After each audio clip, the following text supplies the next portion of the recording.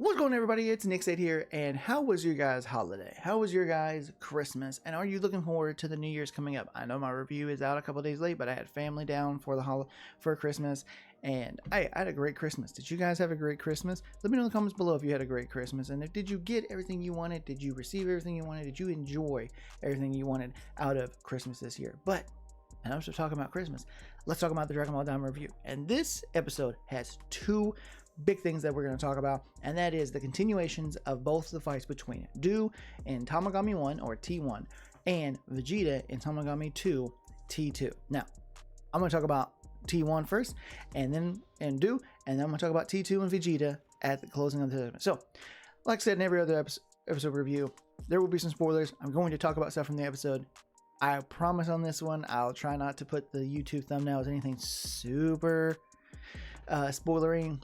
But at this point, my review is a little late compared to everybody, so you guys have already been spoiled. But hey, if for some reason you're not, there's your spoiler warning. Please go watch the episode and then come back and listen to the review. So let's get into it. So when we get back into this episode, Do and T1 are still continuing their fight. And one of the big things that I noticed about this episode was that while they were fighting and everything, it shows that Do's far more capable and far stronger than Ku. Like, Ku is definitely the brainy one, because we've been seeing the last couple of episodes. Ku is definitely that brainy character, but Do's definitely the fighting character. So, before I continue the fight, I have a prediction for Ku and Do. I think at some point, Ku and Do are going to merge together to create a more perfect Majin character for Onrisu. I think that's going to happen. Will they do it to go off on their own, or will they do it to help Onrisu? Who knows? But I think Ku and Do will combine, and the reason why I come up with that theory is because of what happens after the fight with T1 and Do. But we'll get to that.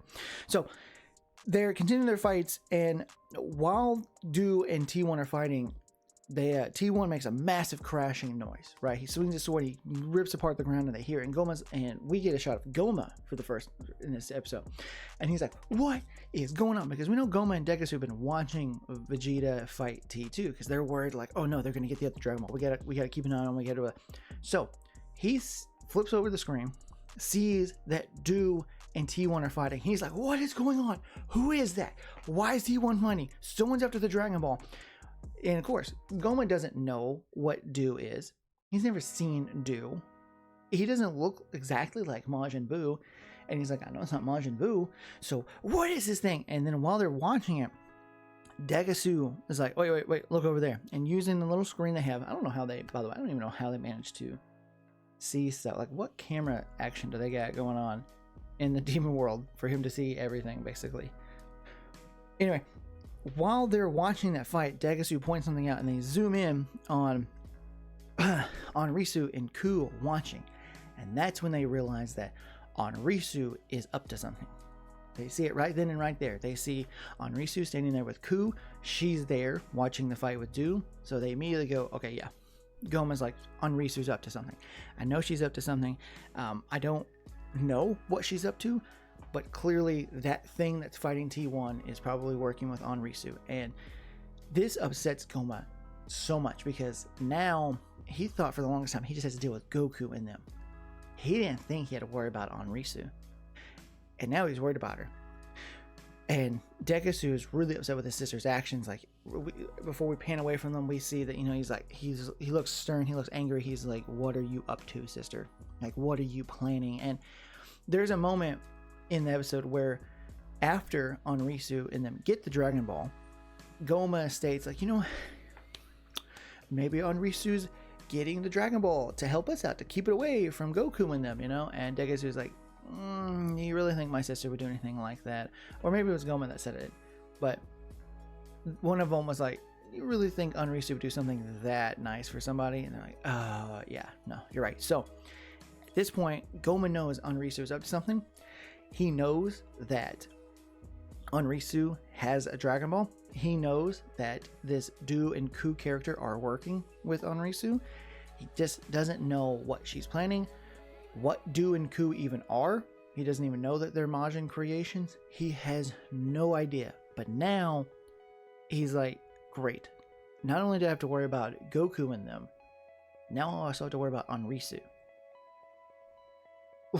So we know in the next episode they're planning something, knowing that Goku and them have to come to Demon World 1, and now that he's got Onrisu in them, Goma's going to do something crazy, and I think he's kind of going to do something very crazy and wacky, or some crazy magical thing to make him power up, or do some crazy thing to trap Goku and them and try to go after Onrisu. Who knows what Goma's got planned. I kind of like not really knowing what Goma might do.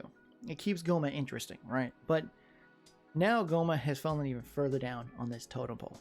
He not as powerful as the Tamagamis, he's not as powerful as Goku and them, and then the one person he thought he could have some trust in, Onrisu, has gone behind his back, made these two new characters, and got a Dragon Ball. Goma's entire plan to start ruling the Demon World has just completely fallen apart.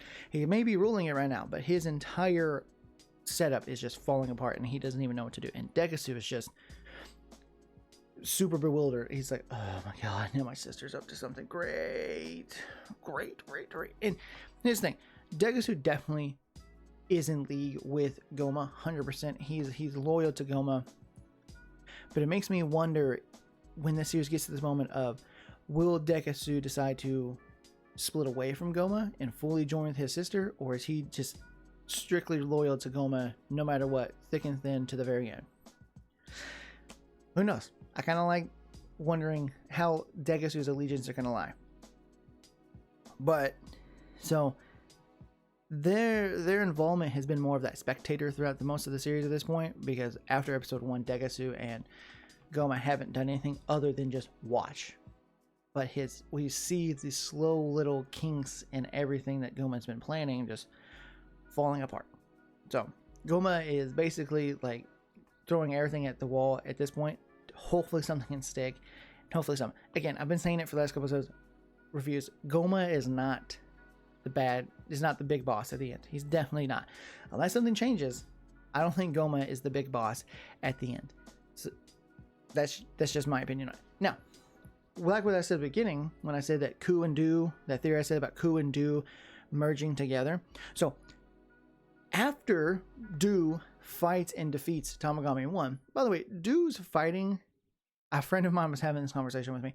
Do's fighting is very much more in line with Majin Buu, him stretching, him doing all the wacky things, him using his body, his magical bouncy body, very, very Majin Buu. And so I liked the fight. I liked that fight because it literally was just watching a not full-on Majin Buu character, but kind of like a Majin Buu character fight. So I was enjoying the fight from that aspect, because Tamagami was trying to fight like this very straightforward way, and he's like having such the hardest time dealing with the wackiness that is Do's character. Now, after the fight, as you know, with each Tamagami, you are presented with a test. You proved your valor in the fight, so now here's your test. Tamagami 1 asks Do to answer this math question. And the math question was, all these numbers added together, what's the total? Right? He goes, what's the sum of all these numbers added together? And it's just flashing all these numbers up. So everyone's watching this there. It's Onrisu, it's Ku, it's Do, a group of the military police that showed up behind them. They're all watching it scroll by. And at the very end, T1's like, hey, all right, so what's the answer? And Onrisu's freaking out. She's like, how do you expect someone to answer that? Even I couldn't even answer that. The numbers were going too fast. There was too many numbers. This is crap. This is rigged. It's rigged. It's rigged. But then we hear Ku whisper the answer. He whispers it very softly. He says the answer, and Do hears him. He hears him. He turns around to kind of look back at him, leans back, turns back, gives the answer, and it's the right answer. That right there was when I realized, for me, even though a couple episodes ago I made it pretty obvious, but this is where that theory came from me. Do is definitely, I'm not going to say dumb, but he's not as intelligent as Ku, but he's a better fighter. Ku, not as good a fighter as Do, but far more intelligent. So when he gave the answer and Do heard it back, repeated it back, that was when I was like, oh yeah, no, these two, they're gonna combine. There's no doubt in my mind at some point Ku and Do are gonna combine into one Majin character, and they're going to be a lot smarter. They're going to have Ku's intelligence and Doo's fighting prowess. That's what I think is going to happen. Because that was the scene for me that was like, yep, yeah, no. Ku's intelligence is gonna be something that plays a factor later down in the last episodes of this series. 100% gonna play a factor. So keep that in mind. If I'm right, fantastic. But I know if I'm wrong, oh well. But I think Ku and Doo will combine and join together at some point, because Ku's intelligence is definitely going to be a factor moving forward. I think that's going to play a major factor later on in the series. You heard it here first. Be ready for that. Now, so let's move over to Vegeta now. So the fight with Vegeta and T2 picks up exactly where last week ends up. Vegeta was, eaten by the Kraken, but he powers up, comes out of it. Did any of you, by the way, actually think when you saw the thumbnail or saw the title of my video, did any of you think, oh no, Vegeta's eaten by a Kraken? Is it the end of Vegeta? Like, any of you believe that? I just thought it was a funny title to grab people. None of you actually believe that, right? I hope not, because right away Vegeta powers up, jumps out of the Kraken. He starts fighting with T2. T2 keeps smacking him back into the water. The Kraken keeps trying to get him, and at some point Vegeta he has enough of this and starts powering up, and he's like, I'm done. And the Kraken eventually, this is what's funny, the Kraken keeps trying to eat him, and Kraken's like, all right, this dude is not worth the trouble, and walks away. Even like Goku at one point, like, tries to jump in, or like he jumps in there and he's like, Vegeta, just because, the with the Kraken and everything. But then when Vegeta like has enough of it, charges out, Kraken gets mad and just leaves at this point. There's that humor I've been telling you guys throughout the series, the humor and wackiness that was an original Dragon Ball. It's all in Daima, and I love it because that's exactly something that would happen in classic Dragon Ball. Big monster tries to eat somebody, clearly is unable to eat it, just gets frustrated and leaves. It's exactly classic Dragon Ball right there, without a doubt. So Kraken gets fed up, he's done with Vegeta, he's had enough of this, and Vegeta continues his fight with T2. At one point, we definitely see Vegeta go Super Saiyan 2. If you questioned if he went Super Saiyan 2 in this fight, he did. There's a clear moment, bunch of lightning. Like, I know lightning's not always a pure on indicative that they went Super Saiyan 2, but this was clearly Super Saiyan 2. 100% without a doubt. So at this point, Vegeta goes Super Saiyan 2, starts fighting, goes back with fighting T2, and T2 is proving to be more of a challenge than Vegeta thought. Like I said, I've been saying since they fought with the Tamagami 3, each Tamagami is stronger than the last, which, if I remember to do this when I put it up on YouTube, I'll put a poll. Where do you guys think, put in the comments below, where do you think each Tamagami ranks in the characters throughout the series? I personally, me and my friends, have been saying that T3 is at least Fat Boo, T2 is probably equivalent to Evil Boo, and then T1 would probably be about Kid Boo. Unless you're one of those guys that really think Kid Boo is above everything, which he's not. But that's kind of where me and some of my friends have been. Fat Boo, Evil Boo, and then Kid Boo. And if you're wondering which one I mean by Evil Boo, the gray Boo that absorbs Fat Boo, that inevitably becomes Super Boo. The Evil Boo. That's where we're putting T2. I'll put it up in the polls, like, where do you rank? Do you think T2 is stronger or equivalent to Evil Boo? But in the comments below, let me know, where do you rank the T's in terms of their strength and power compared to characters? I think they're all equivalent to Boo Saga characters and up, like I said. And for those that are questioning, like, wait, how's that even possible? We literally know that Goku, Vegeta squared off with Fat Boo and Kid Boo in their basic Super Saiyan 1, Super Saiyan 2, and Goku was Super Saiyan 3. But Goku did not want to ever fight anything with Super Boo or any of Super Boo's versions. So that's why I keep saying all the T's are below Super Boo, because this is a Goku and Vegeta that are 1 year post Kid Boo is stronger. So that makes sense to me that they can fight characters that are equivalent to Fat Boo, Evil Boo, and Kid Boo. That's just where I'm coming from it. But anyway, so during the fight with Goku, with Vegeta and T2, Neva is actually getting, like, he's excited, because you remember Neva's there with him and he's getting excited. He's like, oh, okay, this is what I'm talking about. This is what I wanted to see by people who came after the Dragon Balls. I wanted to see them giving their all in the fight with the Tamagamis. So he starts doing this little magic thing with his hands, and he powers up T2. We see it because T2 goes from like basically like his base form to where like the tops of his head and his shoulders are glowing this blue color because Neva gives him some magic. So Neva enhances him to power up. And of course Piccolo calls him out. He's like, hey, what did you do? And Neva's like, hey, you guys said they love to fight. You guys said they love the challenge. You said they love to get back into it. So he just basically gave him a boost to push the fight forward. I don't think Neva's bad. I literally think Neva's not a bad person. Neva was literally taking what they told him about the Saiyans, about Vegeta, about Goku, and like, oh, they love the challenge, they love the fight.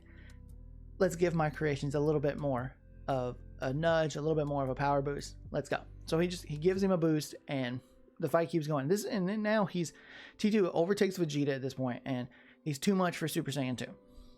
Vegeta's struggling at Super Saiyan 2, and this is the moment that I think this is the moment that every Vegeta fanboy just lost their mind. This is the moment that's taken the internet by storm since Friday. Vegeta gets frustrated with the fight and goes, that's it, I'm going. And Vegeta transforms into Super Saiyan 3. We saw him power up. We see him fully doing it. Super Saiyan 3. Now I know you guys are questioning, but his hair is not fully long. It's not coming all the way down his back. Yes, you're right. Vegeta's Super Saiyan 3 is a little bit different than Goku's. And if you're wondering, how is it Super Saiyan 3? Goku remarking about it is all the evidence you need. It's all the evidence you need. He goes, I didn't know Vegeta could do that form. And Bulma was like, yeah, he's been training by himself for like the last, he does a lot of time training by himself. That's why you didn't know. Super Saiyan 3. Vegeta has attained Super Saiyan 3. And the look... I've had this conversation with another friend. You can look at Super Saiyan 3's, or Vegeta's Super Saiyan 3 of one of two ways. One, you can say it looks like this because of Vegeta's particular blood. Vegeta being the prince, his hair doesn't grow out all this dramatically over the top, long, blah, blah, blah. And it grew a little bit longer. Looks a little closer to Beast Gohan's terms of like length, but that's one. But I just kind of threw that out there with my friend just to throw something an idea. Honestly, the hair design is clearly just a nod to Toriyama's original design for Super Saiyan 3. Toriyama had an original design for Super Saiyan 3 where the hair got longer, but it didn't flow down the back. It shot out more behind the back of the head, kind of like Beast Gohan. That was the original design until he was like, I'm going to keep doodling with it, and then we got what we got. So this version of Super Saiyan 3 Vegeta design is clearly just a nod to Toriyama's original design that he had in place. Nothing more. Guys, don't overthink it. It's just a nod to Toriyama's original style. It's just a nod to his original design. Don't overthink it. It is Super Saiyan 3. Vegeta has Super Saiyan 3. But this also is a clear indicator that even though they're kids, they are not restricted and they're not constrained when it comes to their power the way GT made Goku constrained. So for all those that want to keep saying, oh, it's GT 2.0, here's another proof that it's not GT 2.0, because they can all do, both Goku and Vegeta can use their powers to the fullest without any constraints, without any issues, even though they're kids. Suck it up, Buttercup. GT fanboys, this series is not GT 2.0. Get over it. So, once Vegeta transforms to Super Saiyan 3, he completely dominates T2, just beats the crap out of him like it was nothing, arms crossed, full on kicking it. I've seen a ton of people be all like, so that's where Vegito, the fusion, has that fighting style where he crosses his arms, he just uses his legs and his knees. Hey, remember, Vegito and Gogeta are both Goku and Vegeta combined. They're going to use techniques. Definitely makes sense for that to be a Vegeta thing. Anyway, completely overtakes T2, and T2 is like, I quit. I give up. I'm no match. So Vegeta completely destroys T2 once he transforms transforms into Super Saiyan 3. They go back down. T2 asks him his question, and it's a math question. What is it with the creators of this series and wanting for the... I think Toriyama's trying to tell us we need to go back and learn some more math. I think that's what he's trying to tell everybody, because that's the second one in the series where they're like, hey, math question. Anyway, T2 is like, here's your math question, and it's not just a basic math, it is a word math question. You know that Timmy has 3 apples, I would think. No. He's like, this character has this many cookies. So then he goes off, and then he asks this guy how many cookies, and blah, blah, blah, blah. And at the end, he asks Vegeta. He asks Vegeta for the answer. And Bulma's worried because she's like, Vegeta does not do well with these types of problems. Which, that's not her saying Vegeta's dumb. It's just saying, hey, Vegeta's not good at these types of questions. And hey, a lot of people don't like math. And a lot of people don't like math words, like worded math questions. So, hey, I don't mind them, but I can also agree that word math questions can be very confusing with how they're written and how they're phrased. So I'm with Vegeta on this one. Sometimes these questions are just a bit much. So Bulma was a bit worried about that, but Vegeta gave his answer, and everyone reacts like, oh, great. Even Bulma was like, oh, and the reason why I point that out is because if Bulma was very confident in Vegeta's answer, she'd have been like, color me surprised, he got it. But she even was like, oh no, the answer he gave didn't feel satisfied with her. Now T2 accepted it. T2 was like, correct, here you go. Gives him the Dragon Ball, apologizes to his master for not being able to protect the Dragon Ball, and he was like, no, you did exactly what I wanted you to do. You did exactly what I created you for. They've earned that Dragon Ball. You did your job. T2 went back to his resting spot, and everybody has, now they have both Dragon Ball now they have both Dragon Balls 1 and 2, and then they're on the way to Demon World 1. But yeah, that part with Bulma when Vegeta gives the answer and she's like, oh no, I took that as that's not the answer Bulma would have given, but it's the answer Vegeta gave. And I personally think that the way the question was phrased, that when Vegeta gave an answer, T2 was like, all right, I see your answer, I see your reasoning, and I accept it. Because the question in the end was like, how many cookies did this character have to eat, or something like that? And Vegeta's answer was, well, he didn't get any, he's not going to eat any cookies because he's a snake, and snakes cannot eat cookies. That was Vegeta's answer, by the way. The character gets none because he's a snake, and snakes can't eat cookies. Not because they ran out of cookies, not because they didn't have enough cookies, whatever. Can't eat cookies because he's a snake. That is why Bulma went, oh god, because that's not the answer she would have given, but it's the answer he gave and the reasoning. And that's why I think T2 was just impressed with his answer and the reasoning for his answer. I think T2 was looking to see if someone just put any thought behind the answer. He's right. Might not have been the correct answer, but he's right. That's why I think T2 just gave him the Dragon Ball then, because he's like, yeah, that answer works. Not what I was looking for, but it works. And everyone's happy. They're like, yeah, cool, great. So we end that episode with them pretty much. Yep, we're going over to Demon World 1 now, because again, they don't know the stuff with Anrisu. They don't know that she's already got the Dragon Ball. So now the gang is going to go off to Demon World 1. Glory, and as they're moving around, it kind of stops and focuses on Glorio again and kind of hangs around for a second. This is the moment. Well, I think Glorio clearly made note of it before, but with each time Glorio sees these guys fight, he is questioning his allegiance to Anrisu, and he's questioning his involvement. He's questioning what he needs to do moving forward now. So Glorio is definitely going to turn. The question is he going to fully turn on Anrisu and join up with Goku and them, or is he going to turn and go off on his own? That's clearly the direction that they're setting Glorio up. Is he going to turn on Anrisu and join Goku, or is he going to turn away from both of them and do his own thing?